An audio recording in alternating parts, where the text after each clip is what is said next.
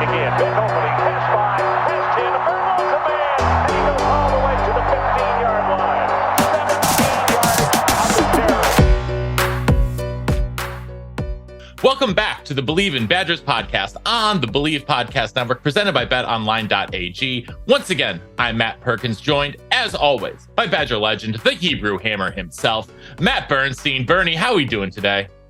We're great, man. Every day on the podcast is a holiday. I think we have someone special, someone who's been around the program for almost 25 year. Is that right? Ooh. Woo. Yeah, 24 years, I think it says on if I Google stalked you correctly. The director of football brand communications, Brian Lucas, who's been one of my friends since I think I showed up on campus or even had my first interview. It's been a long time. Thank you so much for joining us. Yeah, no problem, guys. This will be fun. It will be, yeah. because you probably remember a lot of things. Yeah, remember a lot of things, and remember a lot of things that can't be discussed out loud. We know Brian knows a lot of stories that we can and cannot share here today, which is one of the many reasons we are excited to talk to him. But I mean, before we get into some of the backstory stuff, I mean, literally before we started recording, we were talking about Dontez Sanders, and so you started to say my favorite Dontez Sanders stories is. And that's usually a good jumping off place for any conversation, is something that I've noticed. So fill in the blank, Brian Lucas. My favorite Dontez Sanders story is. So I think it was 2004. We won at Ohio State. And the locker room at Ohio State, to get to the media room, you got to go upstairs, and then there's a landing, and then the stairs go up the other direction. So I was bringing Coach Bielema down from his interview, and Dontez was walking up to his interview. So we met on the landing, and Brett had just gotten a question about some of the players dancing on the O at Ohio State after the win. And he grabs Dontez and he goes, "Did you dance on that bleeping O?" And Dontez, as excited as can be, was like, yeah, I did. And Brett goes, "What the heck is wrong with you?" And he's like, What? He's like, "We got to play them again." Dante's like, "Not me. I'm a senior. I'm out of here." It was great. He was so proud of himself. But Coach Bielema had a different view of the post-game activities. Well, Dontez also is from Ohio, so that was a big. We almost got in a fight before the game because of Dontez. So like that whole day was Dontez. I wouldn't say coming out, but it was his disrespecting the O at Ohio State as much as he possibly could. I only wish I could have sat and listened to that interview afterwards. It would have been great. So Brian, I know we have a lot to talk about, but I'm sure you've been around a lot of like interesting interviews. Any stick out besides like Dontez? One that didn't happen, another former teammate of yours, after we beat Minnesota, I feel like it was 2002, to go to a bowl game, to clinch like bowl eligibility. Anthony Davis ran for like 305 yards, 5 touchdowns, just an amazing game. And so we always do the head coach first with interviews, and then we do players. So we did Coach Alvarez, and then we need to get players. And my job back then was to get the players out of the locker room. And so I walk into the locker room, and AD is nowhere to be found. And so he always took long. Like all running backs traditionally take very long. They're the last person, from Jonathan Taylor to Melvin Gordon to Anthony Davis, all of them last person. Braylon Allen, all of them last person out of the locker room.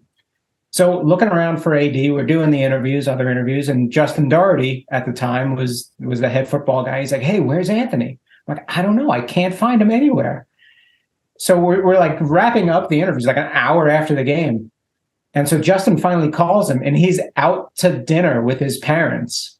He's like, "Oh, I didn't think anyone would want to talk to me." And we're like, "You had 300 yards and 5 times. You are the reason we won the game." So we ended up doing the media availability. I don't know if he was like Outback Steakhouse or something, but over the phone on Justin's cell phone. Wow. Yeah, That's amazing. yes, he was not at that point in his career. He didn't love the interview, so I think maybe it was calculated, but Well, when you have to do an interview pretty much after every single game you play, it must become a lot. What Brian, is there like a media training? Like, I don't remember. I just remember someone saying like, don't curse and don't like call your teammates out in any stupid way. There must be more to this than I'm just not remembering. Yeah, well, the guys who had more interviews we did more media training with, so I just had like one or two a year. Wasn't anything yeah. special. We try to do something before the season, like during fall camp, like a big team presentation, where you get the slides and you show some funny videos, maybe of guys on other teams or professional guys blowing up, or the Mike Gundy, I'm a man, I'm 40, and get them laughing a little bit, and then you try to hit them with just some basics of, you can never go wrong, praising a teammate. Don't give any bulletin board materials. You don't need to talk about what we're going to do. You talk about, working hard and all this. And we try not to, I don't know that I've ever told any in my 25 years with basketball and football, told anyone what to say, but it's trying to give the guys parameters of, if you don't know what to say, here's something to say. Or if you don't want to get taken down this road, don't be standoffish with a no comment. Here's a way you can kind of turn it into something positive. It's obviously after wins, it's easy. You kind of roll out the ball and let them say whatever they want. After losses, it's hard. After the coach gets fired in the middle of the season, it's hard. And but I've been fortunate enough that, again, I worked with the men's basketball team from Bo's first year until like 2008, 2009, and then I've been doing football ever since then. And the guys have been terrific to deal with. It's you can count on maybe one or two fingers the number of difficult guys, and my thought is the difficult guys at Wisconsin would kind of be like the A students at other schools. So the problems I've been dealing with, I think, are pale in comparison to maybe what some other schools have to deal with. Yeah, absolutely. And so for people who aren't as familiar with you, Brian, can you just like give us like a quick 30,000 foot view of like what you do and what your role is within the department, and sort of how you've grown in that since you started back, when AD and Bernie were around? I'm going to get to asking about what Bernie was like at Media Days as well. So we'll get there in a minute. But let just chart us through your journey a little bit more and talk about this kind of stuff you did in those past roles and what you're doing today. Yeah, so I went to Notre Dame, and I worked in what was then their sports information office as a student. And it was basically media relations. That's someone called for an interview, you hooked them up with whoever they wanted to talk to. And that kind of transitioned. I worked for a year at Marquette as an intern, then bounced over to UW as an intern. And that was, keep stats, and then answer media inquiries. That was the job for until kind of the mid 2000s, when like we started blogging. Like that was a crazy thing. We did live blogs from basketball games, and that was like trend setting, which is ridiculous to think about now. And then social media came on board. I remember sending the first tweet at Badger football history. It was from Coach Bielema's office. It was on signing day, like 2009 maybe, or 2010. We did like live updates from Coach Bielema's office, and I forget who the first signee was that morning, but we tweeted out like, "Welcome to the Badgers, whoever," and like 6'2", 195 pounds, wide receiver. It was very dry. So that obviously that has impacted the position a lot. and then just being able to be our kind of own content producers now with video, with social media, with graphics, that has changed it a lot too. But still, at its core, I'm the PR person for the football team. So a lot of that is media relations, both local, national, dealing with TV broadcasts that come in, and Podcasts that come in. Yes, yeah, all the legitimate and illegitimate podcasts that call in for requests. Hopefully, we're the former. Depends on the day. Actually. But yeah, I mean that the proliferation of media has been a change too. Because when Bernie was playing, there were a couple beat writers and the local TVs, and that was it. And now there's Badger 247, there's Badger Blitz, there's all kinds of websites dedicated solely to covering us. Then there's podcasts solely that cover us. And then there's national podcasts that also need to fill time, every week as well. So there's a lot of, and especially, I mean, we'll get into this, but especially when you have a high demand person right now, Coach Fickle, they fly in. 3 years ago, Jonathan Taylor, Melvin Gordon, managing that and knowing when to say no, when to say yes, and that kind of stuff is a challenge. So, Brian, you're saying that things have changed since, like, you just got pulled into the weight room to do a quick interview. Yeah, exactly. Yeah. We've formalized the structure a little better. We didn't even have a backdrop. No, it was just a weight room. Right. And post-practice interviews, I think when you were playing, the locker room was still in the basement, and weren't the All-American plaques right outside the entrance? I feel like there were couches out there, and sometimes outside. I'm trying to think, because I haven't really thought about the outside of the locker room in 20 years, and it's changed so much that every time I go back, I don't even, I can't even reckon it. But I remember the inside of the locker room. Were there couches out there? I remember the hallway in the McLean Center to the locker room that had all of the All-Americans with the plaque, right? And so it had with the head, and it was a black plaque with white writing, I think, or gold writing, and the gold, and it had all those 1962 end Pat Richter. I was just end defensive offense. What the heck is an end? Something, but yeah. So those were all in the hallway, at least coming from the track locker room where I was coming from through to over football. Where football was. And we would do post-practice interviews out there, and some guys would sit on the couch.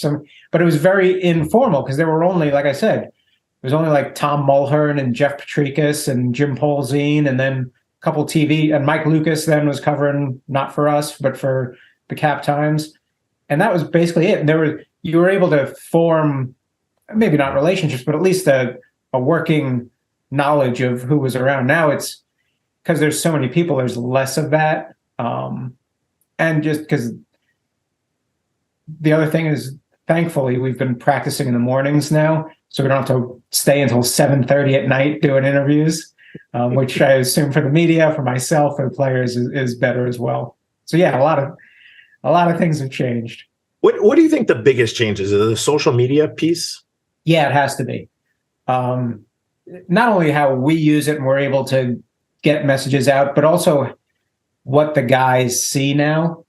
I mean, my assumption is when you were playing, before social media, if Jeff Petrikis wrote something or Tom Mulhern wrote something, guys weren't buying the Wisconsin State Journal to go read about it. But even if they're not looking at the article now, someone's reacting to it and tweeting about it. And, oh, did you see what this person said or that person said? And the same thing if you said something about Ohio State and Jeff Petrikis wrote about it in the Milwaukee Journal-Sentinel, they might get it in Columbus before Saturday. If you say it on Monday, they might not. They might not ever see it. But now they're going to see it. They're going to see it 30 seconds after you say it. Yep. Because it's not even going to be written. Someone's going to have a video clip of it and post it. And, their coaches are going to see it and circulate it before you even get back to the locker room now. So yeah, it's changed, and just what guys are exposed to, the positive and the negative, trying to deal with that. I can't imagine. I mean, I scroll through and I get pissed off at stuff, and I'm 46 years old and I've been in it for 25 years. It's not even about me, 99% of the time. I can't imagine if it was about me and I saw it. So what do you do? Because the social media was not around. Like Facebook just came onto the scene. You couldn't do anything. It's actually kind of probably better for me that none of this was around during my time at UW. Talk about being like on a poster board in Ohio State or all these other places, would have been terrible. But the negative stuff that like I hate opening. It's fun to read some of the positives are great to read. They're funny. They're interesting. What do you guys do anything for the negative? Like, do you bring kids to see someone to talk it out, or to like, I can't even wrap my head around what it's like to deal with the negative side of social media. The big thing is like try right after a loss. A lot of guys, I mean, even in the locker room, a lot of guys are, after any game, actually, a lot of guys are on their phone afterwards, just looking at stuff.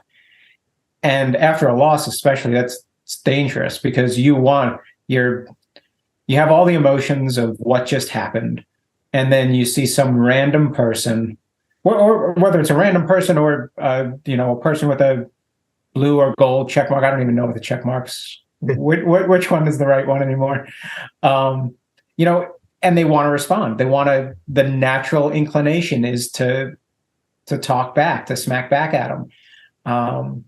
So like one of the main things is like, don't go on your phone in the locker room right after a loss. Or if you're bussing back from Iowa and you've got 3 hours on a bus. Oh God. Like, and I assume you're showing other guys hey, did you see this? And so then you've got everyone else in your ear going, oh, you need to clap back. Yeah. Just taking some time and realizing that that's what, like, most of our guys are here, like at this level. Most of the people, saying that stuff are not even on the screen. Like, don't give them the time of day. It's much easier said than done. Yeah. But it's hard. I couldn't imagine. Especially after a loss and being so raw. I could see myself being on that bus coming back from Iowa, if we weren't, if no one snuck a bottle on the bus, like how poorly I would have reacted and how much you would have been like, Bernie, come on in here. What's up with this tweet? And then these 30 other ones. But I just can't understand how they do it. I just feel like it's social media can be so great if it's used positively, but it's not used positively for like the 90% of it. And if you fumble the ball or like you lose a game, you miss a kick, like we talk about how annoying that is and how frustrating it must be. But then people can literally tweet at you how brutal that must be. I just can't even. Or going to the extreme. I mean, you see kids get death threats. Like, if a kid misses a kick, if he drops an interception or a touchdown or something like that, it's mind boggling to me. Now, at the same time, a lot of these, the kids that we talk about, because we're old men, they've grown up with it and it's been second nature to them because they've had a device in their hand since they could talk or since they could, crawl. And so it maybe it affects them differently and we can't, that's why we have the expert Brian here to tell us how, they adapt very differently than we do. But one of the questions, speaking about social media, though, is even from football administration to football administration, if you will, you see, changing social media practices. And I think that a lot of fans have noticed that since Coach Fickell and the new staff have arrived, it's been more active on social media. Is that been something that, has been a dedicated strategy on your part, on their part? How has that sort of all come together? And how do you see social media being used as a tool for the program moving forward? Yeah, so, I mean, Coach Fickell is... He might be, I don't know, Brett had a Twitter when, to the tail end of his career with Wisconsin. But, I mean, Coach Fickell's the first coach who is active on Twitter that we've had in a while, and came with a decent following. But then, obviously, right after he got hired, got a big following. And between himself, the recruiting staff is very aggressive on social media. They had a woman on their staff, Kelsey Sharkey, who just recently joined our staff, who we've never had someone dedicated in football that works for football that has been kind of social and creative media focused. So I think all that is shining through. I think he wants to be open. I mean, you saw the first team meeting. We had a camera in there and put that message out. So I think that's, he said it in Milwaukee last week. We were in Milwaukee for the Big Red Rally, and he said it during his media appearance there that he wants to be open. He wants people to feel a part of the program. He wants not only just regular Joe fans, but guys like Bernie and former players to know what's going on in the program, and also for parents. I mean, that's a big thing. Is parents aren't there every day. If the luckiest guys, I think, get to see their parents 7 to 10 times a year at games. And so maybe you have, a half an hour on Friday night and 10 minutes on Saturday if it's a road game, and then maybe Saturday night at dinner. But they don't know what's going on really. So give them a window into what's happening. And then there's also the recruiting side of it, obviously. I mean, we've seen the best way to try and get guys to understand what the program is about is show them what happens on a day-to-day basis. So that's a lot of the weight room stuff that's going on right now. I mean, that's really what's happening right now is they're in the weight room 5 days a week. So that's what we can show. And hopefully when spring practice rolls around, we can show a little more, get in some meetings and show what the day-to-day of football life is at Wisconsin. And, because for our fans too, we need to, I don't know if it's rebranding the program, but we need to introduce what this new staff is about. A lot of it is similar. I mean, I think that similar. I've been here 25 years, and we haven't changed a whole lot. The guys haven't changed. The foundation hasn't changed. What it looks like might change.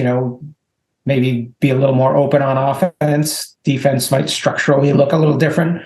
But what the program was built on, the toughness and physicality, I don't see that going away especially in the short time I've been around the staff.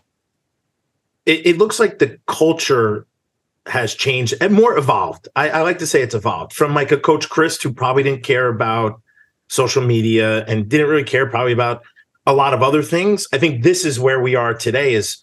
We're spoiled now. Like we were spoiled from winning. Now we're spoiled from seeing all this content and being part of it and knowing the faces on the team outside of the helmets and being in the weight room, to me, it's also a little bit like, bringing back some of the old school thoughts of like JD yelling at me and like being freaked out. But then you saw the guys, was it yesterday? I think I saw them all in a leg hold with their backs against the wall, arms linked, wall sits. And literally remembering like, man, we used to do stuff similar to that and how brutal it is, but how much it kind of does bring a team together. And think about it, if you're on video, you're not going to drop. Like, that's awesome. So you're going to work harder. It goes out. Your mom might see it. Your parent, your significant other, somebody might see it. And you're like, man, you guys are working hard. This is so cool. And then you're right, Brian, if you're a guy who's a senior in high school, you're like, man, I want to be part of this. Like, this is special. And that's the thing. Like, we don't want to put out a false narrative especially to kids that are looking to come here. Like, it's not easy to be a football player at Wisconsin. Like, you're going to have to work hard, and we don't want you to figure that out the first day you step on campus. Like, we need you to know that, because it needs to be the right fit for us. It needs to be the right fit for you too. Like, Sure. There's different ways to do it. And again, we've been doing it the same. Hard work has been the foundation for everything for the 25 years I've been here, and that's not changing. And to be able to show that, and then guys like seeing themselves on video. Most guys. I mean, not everyone. Some guys don't want the cameras around, but and that doesn't, like, whatever, 10 years ago, that might be a bad thing. You'd be like, oh, the guy loves a camera.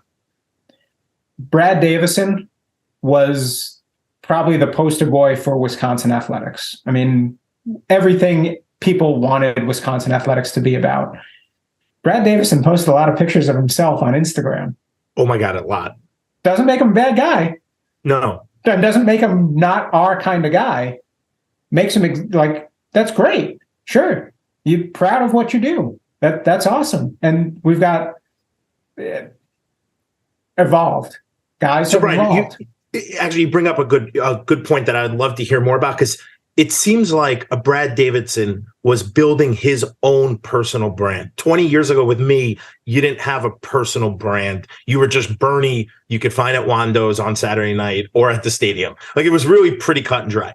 But these guys are much different with the NIL being brought in. What's that been like for you? Because now brand communications has got to be, it has drastically shifted with now people can get paid. But what is it like? Do they have classes on brand building and like what you do for yourself now? It just seems like there's so much as an athlete that you have that's other than the sport you just literally play. Yeah, we have a Really good career and leadership department that's sort of tied in with the academic department. It's called Forward 360. To 360 build the entire student athlete, and the brand building part of it is big. And not to, in your day it was big too, because you probably had to get a job afterwards, but that's not as sexy to tell a sophomore, like, hey, everything you do should like be part of your brand, because eventually you're gonna have to go on a job interview. Well, now it's everything you do should be part of your brand, because you can get paid for it for a social media post or for something. So that's a big part of our education, is that everything you do, whether it's you post on social, whether it's you do interviews, how you present yourself in public settings, how you speak to donors at the donor luncheon, like all of that is part of your package and your brand, and can be helpful. And you don't know which part someone who wants to go into business with you, whether it's actual paid business or if it's, helping you get a job or whatever, you don't know which part they're going to look at and go, oh yeah, that I'm really impressed by how he did that. Or on the flip side, that's a red flag. He handled himself that way in that situation. So yeah, again, the scrutiny and what your menu of what's out there has grown immensely in the last, 5-10 years. It's so crazy, Brian, because you've evolved through this time. Like you said, you started in 2001, but you started before that at Notre Dame. So like you've really been part of this for over 30 years. How much it just, from my limited remembering of like, I could go out on a Saturday night, and as long as nobody took a physical wind-up camera picture of me, I was usually safe. No matter what I did, no matter what Greg Root and I did, no matter what people said and talked about, the lore is the lore. But now that's so not true. What in your experience has been like the hardest thing to get over or to evolve in? And then what do you think today's student is? What do you think is so different about today's student than, let's say, the old Matt Bernsteins of the early 2000s? I think guys still have Fun. I don't know if it, so take media days, for example, Chicago Big Ten media days. Back in the day, in the 2000s, in the Brooks Bollinger days, it was a 2-day event. So you'd be there for 2 nights. The first night you'd get there and There really wasn't anything to do. Maybe go out to dinner with the head coach or something, and then kind of go on your own. And there was an interview session at 8 a.m. And inevitably, there would be a group of players from a team, didn't have to be the same team that did not show up until about 8:27 with sunglasses on, with, tie a little askew. And now I don't know the reason, but that has not been the case. Maybe because they changed it to a one-day event and some teams just fly in and fly out. Or I'm sure for a specific reason. Yeah. Yeah, exactly. Exactly. But I think, Matt talked about it. These guys have been brought up in a generation where everything's on camera. So my assumption is that makes you think twice about things that you may or may not do. Whereas, when we were in college, there were no consequences other than the police are going to show up and take you away, or your friends are just going to leave you wherever you are because you can't make it home. That was, those are legit consequences. They're pretty bad consequences, but there's nothing in between. No, yeah. Right. In between is you're embarrassed in front of public, which no, you weren't, because everyone else was in the same state you were. So no one was getting embarrassed that night. And no one could take a picture of you. No one could videotape you unless they had the shoulder camera or something ridiculous. Yeah. And the next day you could make up the story because no one else. You could just say, no, that didn't happen. Yeah. Hey, I was very good at I don't know what you're talking about. Yeah. I was good at the no comment for the night before. Yeah. That's where it comes in handy. That's where actually, Brian, you bring up a really funny, actually bringing me back. So they took Brett Bell, me, and Joe Thomas for senior day in Chicago, and it was a 2-day trip, or maybe it was just an overnight. I think we drove in and we were there, and Brett and I were like, dude, we're never going to do this again. Let's go out. And so we it was weird because you had 3 or 4 guys from each team. You don't really like these guys. You really didn't like them. And it was weird to be part of, I think that's a little different. I think you could tell me different. I think these guys don't dislike other teams or other team players as much as I never shook anyone's hand after a game. I didn't even know that was something you were supposed to really do, is go out there and hug dudes. And I don't remember that being part of our culture, but now it seems like you go out, you shake hands, the game's the game. Well, because Burn, though, all these kids have grown up playing on 7-on-7 circuits against each other. So they've been, if you are especially if you are from the South where I live, you might live in Tennessee, but you are playing a 7-on-7 tournament in Atlanta one weekend, in Orlando the next weekend, and you're playing against all these other teams. And it's not quite the same level of AAU basketball, but it's getting there. And so I think a lot of these guys have a lot more relationships, and also because of social media, know a lot of these other guys just through social media before they even get to school, because they've heard of this guy because they saw a highlight clip of him on TikTok or whatever. But Brian probably has better insights into that than I do. Yeah, on the recruiting process, they go on trips together. So you might go to Iowa together, but one of them ends up at Wisconsin, one of them ends up at Iowa, and you formed a bond, and you go back and forth. Social media makes it easy to go back and forth with each other now and create a relationship. We use it in recruiting. We get a couple commits, and those commits are recruiting for us now, whether on a visit or they're through social media. So you create those bonds. And then with guys transferring, maybe you were on that team last year or something. Sure. You didn't even talk about, yeah. Well, what's funny is, so I didn't have any of those experiences that would make me like any of these other guys. I literally came to Wisconsin. That was the only place I was going. We're like, we kind of got some of the guys together thinking it would be a good idea. We went to some bar that no one was at, pretty much. Maybe it was in the hotel bar. I'm not sure. And Brett Bell and I drank like we were at Wando's. Joe Thomas wouldn't. And all the other dudes were like, guys, we got media days. It's you got to be up and ready. Brett and I what? you guys play for the Big Ten. Like, we were on people hard. Matt Perkins, who was the center for the Jets who played at Ohio State? He was one of the best dudes forever. Alan Faneca? Nick Mangold. Nick Mangold. We were on Nick because he was just chilling. We're like, yo, Nick, you gotta grab a beer, man. You're gonna be in the NFL next year. And he like just wouldn't do it. And like Brett Bell and I are like terrible peer pressurers together. But everyone else had a good media day, and I know me and him were struggling the whole entire time. Like it was a great experience. But media, I could understand, because now being at a media day, you can have anyone there taking a picture of us. I was nervous to see like Jeff's face, right? Like, oh, if he comes around seeing me and Brett trashed, we have an issue. But outside of that, like, I don't know who anyone else was. What a good time, though. Joe Thomas did not want to have a lot of beers with us, but he could take like 20 beers and be fine. He's just a superhuman in every Hall of Famer in everything he does. He really is a Hall really of Famer in everything he does. Including media now. He's so good at it. It's not fair.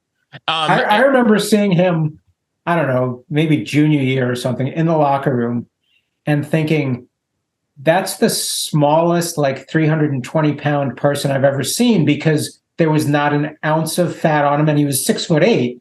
So he didn't look like what a 320-pound person in my mind looked like. He looked like he was, I don't know, 275 or something, just because he was so better. And yeah, like a superhuman specimen. And then he went into the weight room and did weights through the roof. Like, you couldn't even believe, because he didn't look big. So you're like, how are you moving all this weight? But he really was over 300 pounds. It just looked, now you can know why he's like so beautiful and an Adonis, because he literally ate his way into 300. And then it's hard to sustain that. Now he's just like, what, 220 just cut? Yeah. Can't be 220. His bones probably weigh that much, but I was listening to him the other day. He said he was 240 or 245. So like, yeah. I haven't seen 245 in like 34, 39, 40 years of my life. Maybe I passed it quickly in like high school. But then he'd go in track and just like throw a shot put, like, and win the Big Ten. Just like show up that day and be like, oh, I have the wrong shoes on and I'm wearing a sweatshirt, but I'm just going to throw this. Does this work? Yeah. Okay. You win. Yeah. Here's your trophy. Yeah. Hall of Famer. Right. So Brian, I know we're getting kind of close and we're pretty much over, but do you have any guys you like loved being around back in the day for like history? And then who are some of the guys today you're like, man, I love listening to them speak at media days? Yeah. So from a basketball standpoint, Devin Harris was great. I think like an underrated player in Wisconsin history. I mean, he was, and maybe this is my bias because I saw every one of his games, but he was like unbelievable. That his junior year when he was Big Ten Player of the Year, he was number 5 pick overall for a reason, and he was awesome to deal with. Like, there's some guys that come in and they play right away as freshmen, and they get shoved into this spotlight and can just handle it right away because they're very comfortable with like who they are and their role on the team. He was the first one, because I think my first year was his freshman year, so we kind of learned together. Mm-hmm. He was fun to be around. Yeah, and Jonathan Taylor was exactly like that too. Like, as polished and mature as he was on the football field, and you were like, oh my God, this kid's 18 years old. How is he doing all this? It was the same thing. Like off the field, people would be like, oh, you do such a great job with JT. I'm like, I didn't do anything. I literally just said, like, you have to talk to this person. And he'd go out and he'd smile and he'd be engaging. Just like really unbelievable. With the Super Bowl coming up, TJ Edwards is another one.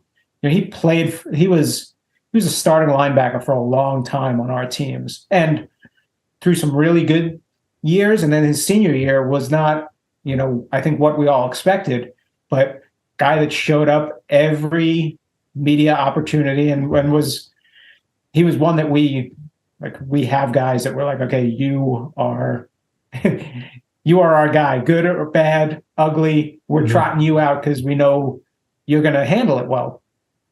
And the number of interviews he must have done over 4 years was remarkable. Never never a like screw you or a I'm not doing this or hiding or whatever. You got a lot of guys who hide. Not really. No, it's and I'm cognizant of if we trot a guy out. So I mean, Graham Mertz, there were a handful of times I gave Graham an out. Like, hey, if you're not feeling it today after this game, like you can stay in the training room. I know you're getting treatment. He's like, no, I'll be up. I'm good.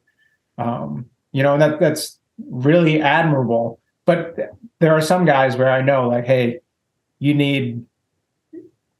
this wouldn't be in our best interest. Or Nick Herbig, great. I love Nick Herbig. Very emotional guy, especially after games. So there's a couple times, hey, we'll get him Monday. You go back and collect your thoughts, and we'll do this on Monday, and we'll be good. It's good to be the gatekeeper, though, because, like I said, I think there are some people who would, in the moment, it's not a good time to be getting a quote out to the world after a loss specifically. Oh, we lost you. Oh, I think we froze him. Oh, Yeah, I'm frozen. but now you're Back. Okay. Yep, there we go. Go ahead, ask it again, Bern. I was just saying, it sounds like it's great that the guys, and like you could be the gatekeeper to say, hey, this guy, not today, not a good time. Like Raw, some people will make mistakes, and what's great about you is that you don't want that to happen.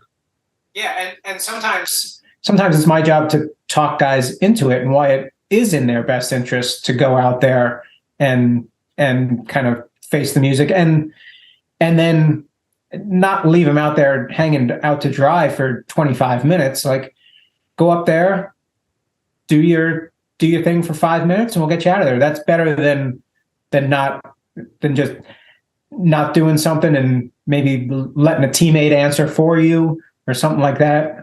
That in the long run, and you're looking at your personal brand, in the long run, it will benefit you. So I have one more question, because we are way over. But what are you most excited about? This year coming up with all the changes and everything that's happened. there's a couple things. I think we will have opportunities to storytell differently. I mean, we referenced sort of the openness of the program and the social media stuff. I think we'll have some opportunities from that perspective. I think we'll have some opportunities from a sort of fan engagement perspective. We announced last week that, one of the practices will be open. We're doing it the launch. It's not the traditional spring game, but it's not far off from a spring game. I said my personal kind of crusade is, don't call it a spring game if it's not if you're not wearing the game jerseys and there's not a winner and a loser. But if you want to watch football and an offense and a defense, 11 guys versus 11 guys, it's pretty much the same thing. So yeah, we've got those kinds of opportunities. And then, I mean, just like everyone else, I'm excited to see what the team can do. I'm a fan just like everyone else. I see the names, I see the stars, I see what we've got coming back, how that all meshes, the different coaches and the different styles, and that's exciting to me. As for 25 years, I've always looked at the schedule, whatever time of year, whatever sport I'm doing, and gone, okay, yeah, win, loss, maybe loss, win. Like, we do it all the time. Basketball is the best, because basketball, before last night, you're like, God, I don't know what we're going to do. And then you win last night. You're like, oh, we can get this one and this one and this one. And oh, we're at 20 wins already. Because basketball, you lose one, you never think you're going to win again. And you win one, you never think you're going to lose again. Football is very regular, and you've got some time to get over wins or losses. Basketball, though, there's no time to get over it. So yeah, those are the things I'm excited for. Yeah, listen, I agree with you. I'm excited for Squat Fest, June 30th. I think I might be there. I'm trying to be there for that. I'm excited for whatever the spring game might look like, the launch. I doubt I'll be there, but I want to be there. But I think it would be good to watch some kind of football. Let the fans, this could be the most sold out tickets than ever because it's such a new, the regime, the new players. I don't know. It's just super exciting. I just think everything, we're going to be contenders next year right off the bat. Like, I love that. I love that we're not really taking a couple years to figure it out. Like, we're aggressive today. Yeah. It's exciting. My job is fun when People are talking about us, and then figuring out where to slot us in and what opportunities we have. I joke that during the launch, the open practice, we should just not hand the ball off. Like, just throw it the whole time. 85 times, just blow people's minds. Have Braylon back there throwing it. He's proven. We know he can. We know he can. So exactly. He's run like 10 wide receivers out and a center. A center, a quarterback, and 9 wide receivers. Just have them all go deep. And it actually could be. It's a legal formation, right? It can be legal. We don't want it to end up like the Cowboys last play though. What was their playoff game they just had where they lined up Zeke at center which did not work at all. Just like what was it, Colts Patriots, like back in the Peyton Manning days, I think it was. Yeah, they did like the same dumb thing. So we did have one last year. We did have one during that crazy Nebraska Big Ten championship game. The 70-31 game or whatever it was. We had one formation like that when Kurt Phillips was quarterback, and whoever the center was, like, snapped it to him and then just went out for a pass and caught like a 15-yard pass. It might have been like Sam Arneson or someone. So it has worked like once, I saw. I love Sam. Yeah. It has worked once. Well, Brian, thank you so much for your time. I mean, it's exciting times to be you. I guess it's exciting times to be a player now. I just can't wrap my head around just like how much other stuff you have to do you're not a student athlete. You're a brand manager. You're a business. It's crazy to me. But dude, thank you for your time and wish you the best. And I can't wait to see you in Madison. I'll try not to get on anyone's board during that time. Yeah. We'll give you some media training when you're here. I think I can figure it out at this point. Okay. What not to say, don't call anyone out. But yeah, man, I this is so cool, and I love to get the inside scoop from your perspective on what's going on. I can ask you 100 more questions, believe me, but we'll let you go. I'm sure it's a busy day in snowy Madison today. It is. Well, thanks so much for tuning in, everyone. And we will be back next week. And until then, on Wisconsin. On Wisconsin.